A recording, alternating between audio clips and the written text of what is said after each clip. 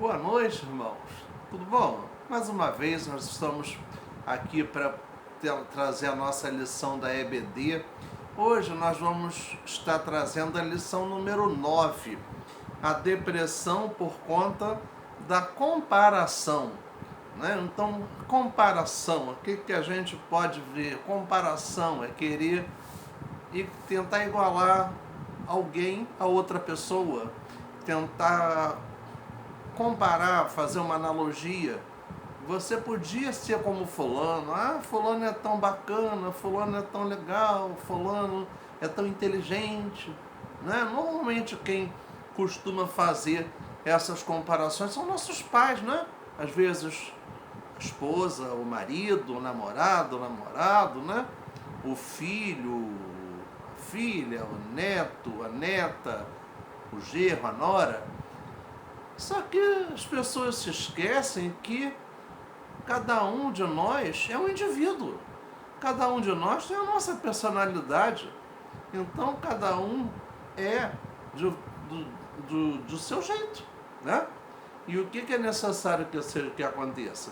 É que se respeite as pessoas como elas realmente são, o que elas são, né? E esperar o quê? Que tenhamos a transformação feita pelo Espírito de Deus na nossa vida. Vamos então orar? Senhor Deus, nosso Pai, nós queremos te rogar pela Tua graça, pela Tua bênção, Pai, pela direção do Teu Espírito nessa live, ó Deus, nessa aula que aqui está sendo feita para poder ser ministrada, Senhor, a esses irmãos, aqueles que estarão me ouvindo. Pai, usa a minha boca, usa o meu intelecto, Senhor, para que eu possa estar sendo um instrumento Teu nesse momento, meu Deus. Toma-nos nas Tuas mãos, toma cada irmão, toma a nossa igreja, toma a vida da Jália, Senhor Deus. Toma, ó Deus, os seus filhos, seus netos, toda a sua família, ó Deus. Dá a Tua direção sobre cada um de nós e orienta-nos, ó Pai, em nome de Jesus. Amém. O Salmo 73 é o salmo básico dessa lição. Aqui indica Salmo 73, 13, que diz: na verdade que em vão tenho purificado o meu coração e lavado as mãos na inocência. Bem, vamos então, irmãos, ler a partir do versículo 1, para podermos entender o contexto em que esse texto se encontra, no qual ele está inserido, né?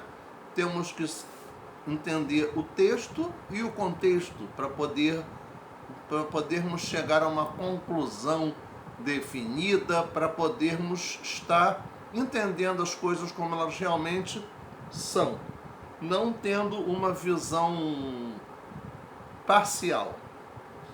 O Salmo 73 tem como título aqui: a prosperidade dos ímpios faz duvidar da justiça de Deus, mas o fim deles a demonstra.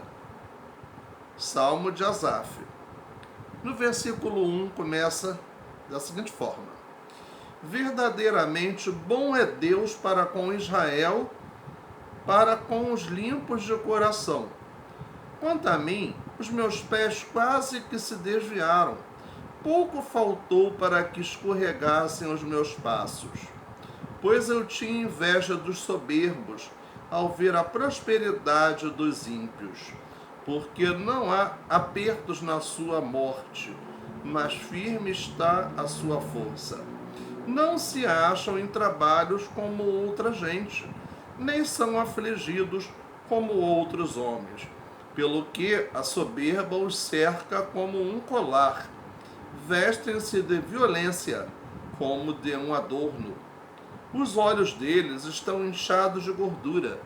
Superabundam as imaginações do seu coração.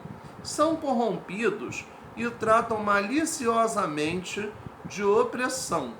Falam arrogantemente. Erguem a sua boca contra os céus, e a sua língua percorre a terra. pelo que o seu povo volta aqui e águas de copo cheio se lhe espremem. E dizem: como o sabe Deus? Ou há conhecimento no Altíssimo?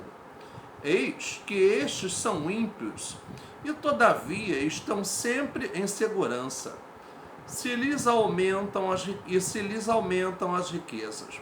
Na verdade, que em vão tenho purificado o meu coração e lavado as minhas mãos na inocência. Pois todo o dia tenho sido afligido e castigado cada manhã. Se eu dissesse: também falarei assim, eis que ofenderia a geração de teus filhos. Quando pensava em compreender isto, fiquei sobremodo perturbado, até que entrei no santuário de Deus. Então entendi eu o fim deles. Certamente tu os puseste em lugares escorregadios.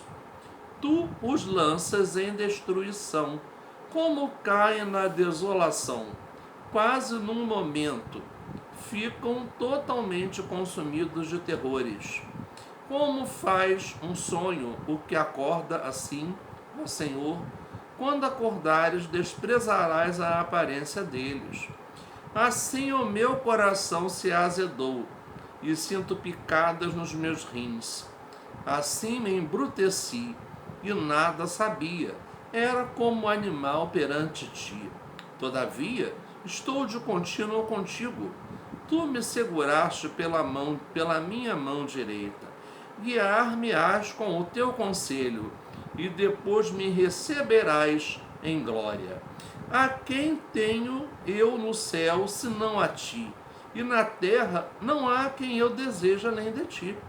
A minha carne e o meu coração desfalecem, mas Deus é a fortaleza do meu coração, e a minha porção para sempre. Pois eis que os que se alongam de ti perecerão. Tu tens destruído todos aqueles que, apostatando, se desviam de ti. Mas para mim, bom é aproximar-me de Deus. Pus a minha confiança no Senhor Deus para anunciar todas as suas obras. Né? Então, se questiona a prosperidade dos ímpios, mas essa prosperidade, como dizia Salomão, é vaidade, é passageira, é uma coisa que acaba, é uma coisa que é uma glória humana, não tem uma glória divina, não tem uma herança que esteja sendo conduzida para a vida eterna, para a vida espiritual, para o reino de Deus. Nos hino 366, firmeza, diz o seguinte: em nada ponho a minha fé, senão na graça de Jesus, no sacrifício remidor, no sangue do bom Redentor. A minha fé e o meu amor estão firmados no Senhor, estão firmados no Senhor. Seu juramento é muito leal, abriga-me no temporal. Ao vir cercar-me a tentação, é Cristo a minha salvação. A minha fé e o meu amor estão firmados no Senhor, estão firmados no Senhor. Se Ele não posso a face ver, na sua graça vou viver, em cada transe sem falhar, sempre de nele confiar. A minha fé e o meu amor estão firmados no Senhor, estão firmados no Senhor. Assim que o seu clarim soar, irei com ele me encontrar, e gozarei da redenção com todos que no céu estão. A minha fé e o meu amor estão firmados no Senhor, estão firmados no Senhor. Na página de número, vamos lá, lição 9, diz o seguinte: é praticamente impossível viver sem fazer comparações. A grande questão é que na maioria das vezes encontramos do lado de lá alguém mais bonito, mais rico ou mais inteligente, independente de sua condição religiosa. Exatamente aquilo que eu falei no início, não? A introdução da nossa aula. Existem muitas pessoas que não servem a Deus, blasfemam de Deus, ignoram os valores de Deus e mesmo assim possuem uma aparente vida fácil.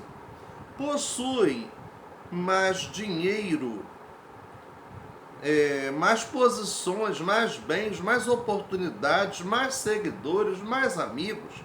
Viajam mais, festejam mais e, por fim, possuem mais alegria do que muitos cristãos. Olha, pesou, né? Mais alegria do que muitos cristãos. O que está nos trazendo alegria? Será que a falta de determinados bens materiais está nos deixando de ter, fazendo com que nós deixemos de ter alegria? E onde está a alegria da nossa salvação? E aonde está a alegria do Espírito de Deus que dirige e que conduz a nossa vida?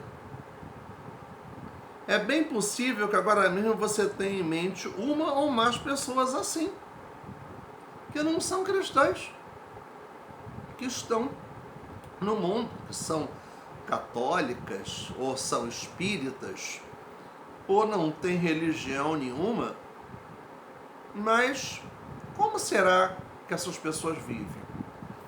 Muitos, por conta desse quadro, chegam a acreditar que Deus não é justo. Questiona-se a justiça de Deus. Questiona se Deus está sendo misericordioso ou não para consigo mesmo, né? Para com cada um. Não se importa. Deus não é justo, Deus não se importa com a condição e que não recompensa aqueles que servem com interesse de coração. É bem verdade que existem aqueles que sofrem com tais comparações, mas que conseguem fazer uma leitura mais real e cristã de tudo, ao ponto de vencerem todas as tristezas e revoltas que tudo isso pode provocar. Porém, se faz necessário pensar naqueles cuja mágoa com a vida que levam é tão grande e a revolta é tão intensa que acabam adoecendo, ficam depressivos em função dessa situação. Ou seja, de não ter uma vida folgada em termos financeiros, de não desfrutar de bens materiais conforme gostaria que desfrutasse. Só que as pessoas se esquecem do seguinte: Deus não prometeu, Jesus não prometeu opulência, riqueza material para ninguém, né? E aqueles que pregam isso, nós sabemos muito bem que não estão seguindo o evangelho que Jesus pregou, que seria o tal do evangelho ou teologia da prosperidade, e que associam essa prosperidade somente a dinheiro e a bens materiais. E nós sabemos muito bem que a prosperidade vai muito além disso. Olham para os mais afortunados, até da sua própria família, do seu ambiente de trabalho, da sua vizinhança e entre seus próprios amigos, lamentando sua condição. Há uma pessoa, o autor deste salmo que nós lemos, que vivia um quadro semelhante a esse, e era um homem chamado Asaf. Uma pessoa que sofreu muito com a prosperidade dos ímpios de sua época, com a inveja que tinha do status que muitos desfrutavam, mas que ele não estava nem próximo de experimentar. No popular, hoje em dia, ele dizia: isso não é para o meu bico. Será que ele estava certo? No item 1, quem foi Asaf? Então vemos aí o histórico, o currículo de Asaf. Ele foi nomeado pelo rei Davi para ser o responsável pelos cânticos na casa do Senhor. Primeiro livro das Crônicas 6, de 31 a 40. Então ele era responsável pelos cânticos, pelo louvor. Responsável pelo louvor. Ele era um levita, nomeado como principal cantor quando a arca do concerto foi levada para Jerusalém e em várias ocasiões quando havia festas nacionais. 1 Crônicas 16, 5 e 7. Liderou os louvores quando Salomão consagrou o templo que construiu, 2 Crônicas 5:12. Seu nome é encontrado no título de 12 salmos, os salmos 50 e do 73 ao 83. Então vamos destacar o salmo 73. Nesse salmo, Asaf abre o seu coração lamentando, demonstrando uma profunda tristeza, um coração amargurado, com dores no corpo e na alma, e como quase abandonou a fé em Deus por conta dessa depressão. E uma depressão de origem material, com valores humanos. Poxa, gente, Asaf tinha um papel importantíssimo. Ele era responsável pelos cânticos, ele era o principal levita com Davi, nos reinos de Davi e de Salomão. Poxa, que papel importante que ele tinha ali. Ele estava ali responsável pelos louvores, pelos cânticos na casa do Senhor. E ele não valorizava esse papel tão importante que ele tinha. Então, que motivo levou Asaf a toda essa lamentação? Num determinado momento da vida, ele se deu conta de que os ímpios prosperavam mais do que ele. Ele, um homem piedoso, um servo de Deus, uma pessoa que estava na casa de Deus, servindo,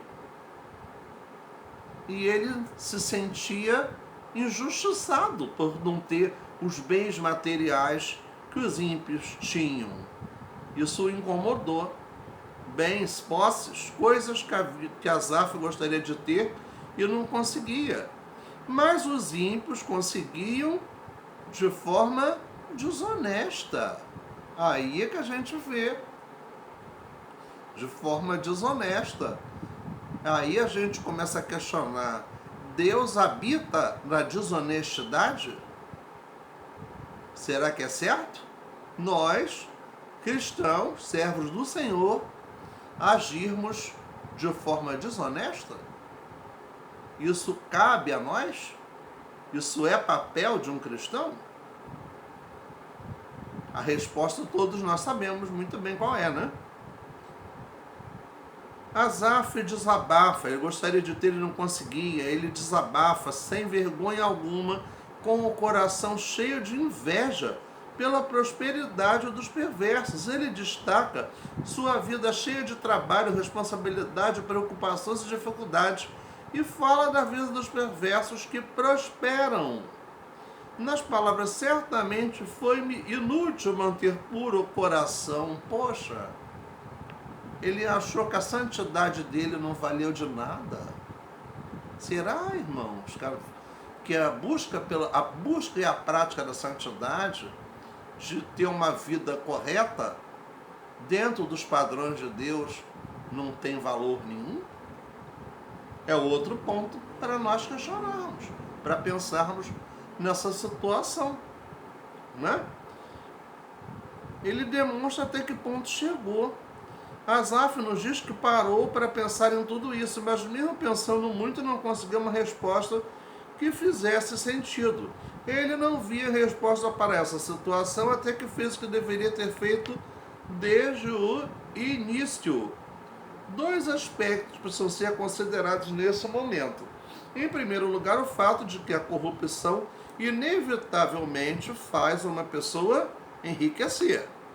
Uma vez feita com inteligência, com planos bem articulados, com manobras bem montadas, aquele que está envolvido na maracutaia vai colher os seus frutos, sejam em dinheiro, título ou em ascensões, ou seja, em posição social destacada. Mas aquilo ali não veio de honestidade, não veio de uma coisa lícita, veio de quê? Da desonestidade, veio de coisas erradas. Quando olhamos de longe, sem conhecer a origem ou os bastidores de tamanha prosperidade, ficamos perplexos e até invejamos tais condições. Os corruptos sempre estão numa condição financeira e material acima da nossa, mas a Bíblia nos mostra onde isso vai dar, qual é o fim dessa prática. Em segundo lugar, é fato que infelizmente ainda existe um ensino muito estranho ao que colhemos da palavra de Deus quando a estudamos com seriedade, que é o de que todo filho de Deus, pelo simples fato de ser filho de Deus, não pode ou não deve passar por dificuldades. Isso é bíblico. Foi esta a pregação de Jesus? Mais uma coisa para a gente questionar. Aí entra em cena a chamada teologia da prosperidade, que enche determinadas igrejas e que atrai as pessoas. Só que aquelas pessoas entram e saem. Elas não permanecem quando se sentem ultrajadas, quando percebem que foram enganadas, né? Quando caem na real. Basta declarar vitória em nome de Jesus sobre toda dificuldade que ela vai embora, dando lugar assim à prosperidade e ao conforto. A Bíblia não ensina assim, mas lamentavelmente esse tem sido motivo de muitos crentes entrarem em depressão.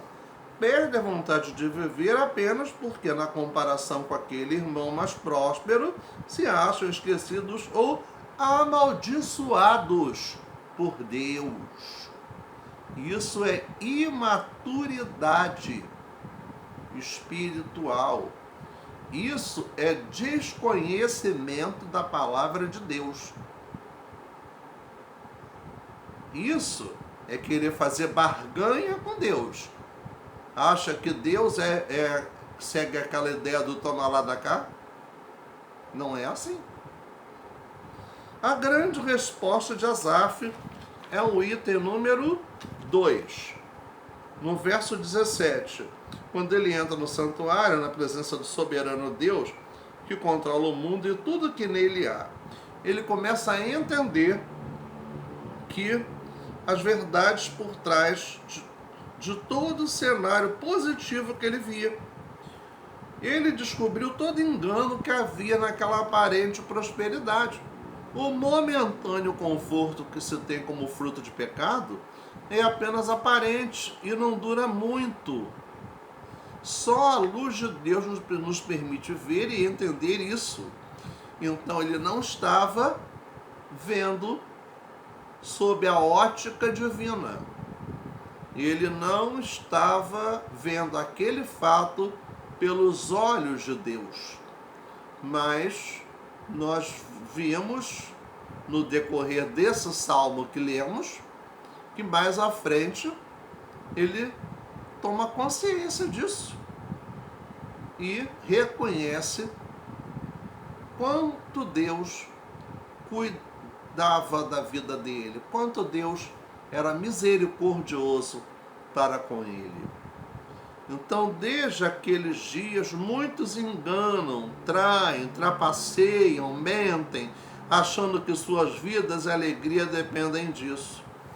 Na presença de Deus, Asaf entendeu que a prosperidade, o fruto da desonestidade, é um paraíso disfarçado, cujo fim é dor e grande destruição. No verso 18. Estes que hoje sorriem e se deleitam nos resultados da corrupção serão em breve totalmente aniquilados de terror. Verso 19. Sua alegria é passageira, sua prosperidade também é passageira, e aqueles que os inveja serão levados pela mesma destruição. E Asaf só percebeu isso quando buscou a Deus. Foi na presença de Deus que os olhos de Asaf se abriram para perceber o engano que a momentânea prosperidade dos ímpios representava. Ele não parou para orar, para se derramar diante do Senhor, para pedir para que Deus desse a ele a visão divina, a visão do céu, para aquele fato, para que Deus o respondesse. Quando se viu na presença de Deus, Asaf entendeu que ele é o nosso tesouro mais precioso, nossa riqueza, nossa prosperidade. Suas palavras nos versos 25 e 26 são das mais belas em toda a Bíblia. Por isso que eu li o salmo inteiro. Aqui podemos perceber o quanto o nosso olhar é definidor para a nossa saúde emocional. Não são os olhos do rosto relacionados ao sentido da visão, mas os olhos do coração. Ou seja, o olhar sobre aquilo que te atrai, que te anima e que dá sentido à vida. É o olhar do coração, é o olhar mental, é o olhar que vai conduzir a nossa vida.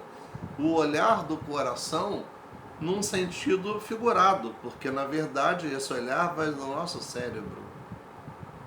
Os nossos olhos produzem no nosso cérebro. Então a gente tem que tomar cuidado com o que a gente pensa, com o que a gente faz para não fazer besteira, né? Asaf aprendeu e devemos aprender com ele o que realmente é valioso para se viver, o que deve ser levado em conta. No item 3, a verdadeira prosperidade.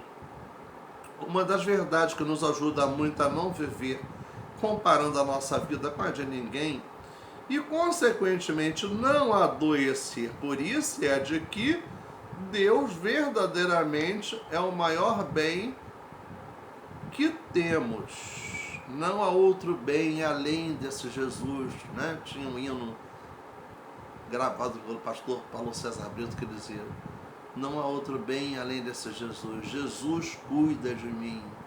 Não tem outro bem além de ti, Jesus. Meu Deus cuida de mim. E Deus cuida de todos nós.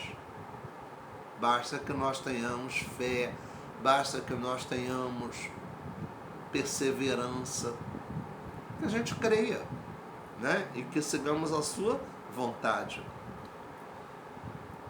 Verdadeiramente Deus é o nosso bem maior. Nada, nem mesmo ter uma boa saúde pode se comparar à certeza de ser um filho amado do Senhor, tendo-o como um Deus presente em todos os momentos da vida, ajudando em todas as circunstâncias e dando a certeza de uma vida com Ele por toda a eternidade. Apesar de Deus revelar-se o tempo todo nas Sagradas Escrituras como aquele que deseja nos encher de prazer e de satisfação, poucos são os que encontram essa fonte de alegria no Senhor. Ele quer ser a riqueza que ninguém jamais nos roubará. Um dia a falsa e passageira alegria do mundo acabará e tomará lugar uma grande tristeza. Nesse mesmo dia entrará na presença de Deus para viver eternamente em riqueza, conforto, alegrias e prazeres todo aquele que hoje sofre, chora, luta com dificuldades, inclusive financeiras, e não consegue ter neste mundo aquilo que tanto gostaria. O dia da eternidade será o dia da verdade, o dia da vitória, a volta do nosso Senhor Jesus. É por isso que precisamos estar atentos ao nosso natural modo de fazer comparações. Irmãos, nós estamos aí numa pandemia a nível mundial. E o Espírito de Deus está sobre as nossas tendas, sobre as nossas casas, sobre as nossas famílias. Não vou afirmar que ninguém será contaminado por esse vírus. Mas veja, irmãos, que não estamos com um grande número de pessoas assim. E Deus tem nos sustentado. Deus tem nos preservado. Deus tem tido uma enorme misericórdia para com todos nós.